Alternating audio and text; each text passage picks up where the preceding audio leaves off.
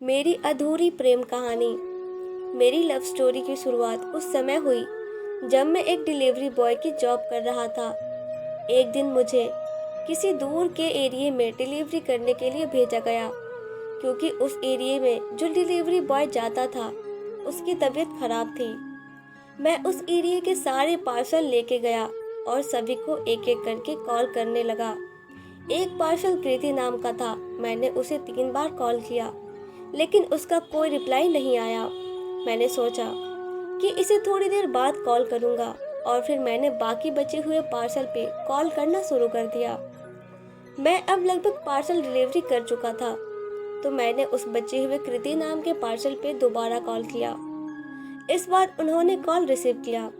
मैंने कहा, मैम, आपका पार्सल आया हुआ है, इसे बैंक कॉलोनी में कहाँ पे देना है? तो उन्होंने जवाब दिया कि आपको तो मेरा घर का एड्रेस पता है ना? राजीव: नहीं मैम, मुझे नहीं पता। मैं इस एरिया में पहली बार आया। जो इस एरिया में आता था उसकी तबीयत खराब हो जाने के कारण मुझे इस एरिया में भेजा गया।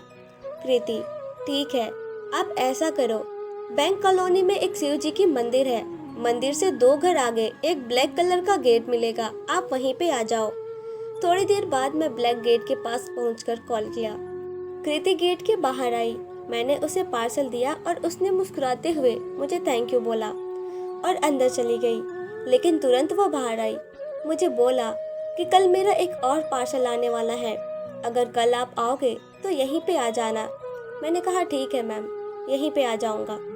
अगले दिन जब मैं ऑफिस गया तो मैंने देखा कि कृति नाम का पार्सल आया हुआ है।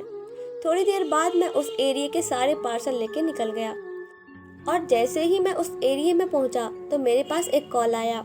मैंने कॉल रिसीव किया और वह पहला कॉल कृति का ही था। उसने जल्दबाजी में मुझसे कहा कि आप अभी कहाँ पे हो? कृति नाम का एक पार्सल होगा, क्या आप मुझे वह पार्सल तुरंत डिलीवरी कर सकते हो? क्योंकि मुझे अभी अर्जेंट कहीं पे जाना है। मैंने कहा, ठीक है मैम, मैं 10 मिनट के अंदर आपके घर के पास आ जाता हूँ। जब मैं कृति के घर के पास पहुंचा तो देखा कि वह लाल कलर की साड़ी पहनी हुई थी, और उस लाल साड़ी में वो बहुत ही सुंदर लग रही थी। वह मेरे पास आई और मैंने उसे पार्सल दिया। उसने मुझसे कहा कि अभी तुरंत मुझे अपने फ्रेंड के शादी में जाना है, और आपने मुझे समय पे पार्सल दे दिया, थैंक यू सो मच। और इतना कहकर वह चली गई। मैं तो उसकी मधुर सी आवाज़ और मासूम से चेहरे का कायल हो गया। अब मैं सिर्फ यही सोच रहा था कि अगली बार उसका पार्सल कब आएगा। 2 दिन के बाद उसका पार्सल फिर से आया। इस बार मैं बहुत खुश था।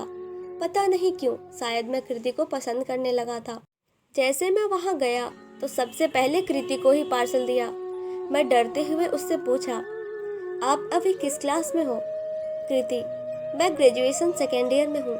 लेकिन आप ये क्यों पूछ रहे हो? राजीव: नहीं, बस ऐसे ही। कृति अंदर चली गई और बालकनी से मेरी तरफ देखने लगी। मैं भी उनकी तरफ देखकर मुस्कुराया और वहां से चला गया। अब मैं पार्सल बांटकर घर आ गया और कृति के बारे में ही सोचने लगा। मेरी आंखें बस उसी को देखना चाह रही थी। मैं ऊपर वाले से दुआ करने लगा कि कल भी उसका पार्सल आ जाए, और मैं उसके बारे में सोचते सोचते सो गया। कल जब मैं ऑफिस गया तो ऊपर वाले ने मेरी सुन ली। उसका पार्सल आया था, लेकिन इस बार पार्सल बड़ा था। क्या वह एक ट्रॉली बैग था? मैंने सबसे पहले उस एरिया के सारे पार्सल को छांटकर बैग में डाल दिया और उस बड़े पार्सल को बाइक में बांधकर ले गया। मैं कृति के घर पहुंचकर उसे कॉल किया। थोड़ी देर में वह बाहर आई और उसने देखकर बोला कि ये बड़ा सा पार्सल आप बाइक पे ही लेके आ गए। मैंने सोचा कि इस बार मैं इनका फ़ोन नंबर ले लेता हूँ, तो मैंने उससे बोला, कृति मैम, कभी कभी मैं आपको कॉल करता हूँ तो इस कंपनी नंबर से कॉल कनेक्ट नहीं हो पाता। ऐसा करिए, आप मुझे अपना पर्सनल नंबर दे दीजिए।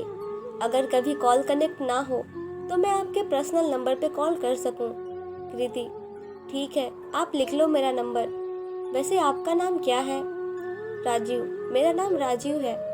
उसका फ़ोन नंबर मिलते ही मेरे दिल की धड़कनें बढ़ने लगी, और उस दिन मेरी खुशी का ठिकाना नहीं था।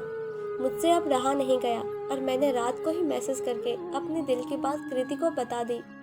सुबह जब कृति ने मैसेज को पढ़ा तो मेरे पास कॉल किया और उसने मुझसे कहा, आप वही राजीव डिलीवरी बॉय बोल रहे हो ना? राजीव, हाँ मैं वही बोल रहा हूँ।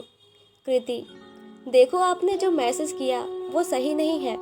किसी से प्यार करना गलत नहीं होता, लेकिन मेरी अब किसी से शादी तय हो गई है, इसलिए अच्छा होगा कि आप ये सब करना छोड़ दें।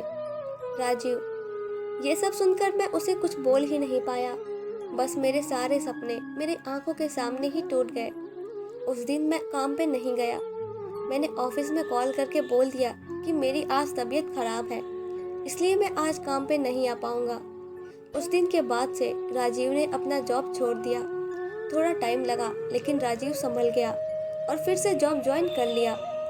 तो दोस्तों, ये कहानी आप सबको पसंद आई तो कमेंट बॉक्स में कमेंट कर ज़रूर बताएं। और ऐसे ही ढेर सारी कहानियाँ सुनने के लिए हमारा चैनल ज़रूर सब्सक्राइब करें और लाइक शेयर करना ना भूलें। Thank you.